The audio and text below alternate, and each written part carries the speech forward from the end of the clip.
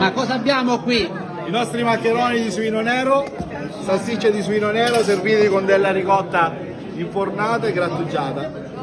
Quindi come abbiamo preparato il sugo? Assolutamente.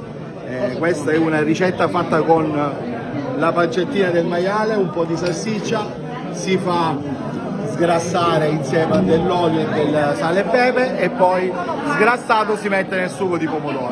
E oggi per questa occasione Cottura lentissima, almeno 8 ore. li stiamo servendo nella maida. Assolutamente, perché nelle nostre case una volta non c'erano piatti grandi da poter contenere una mole così tanta di pasta e le nostre massaie prendevano la cosiddetta maida per servire a più commensali i maccheroni. Grazie, allora non resta altro che augurare buon appetito a tutti. Questo bel piatto lo diamo a lei, avanti. Dato che sono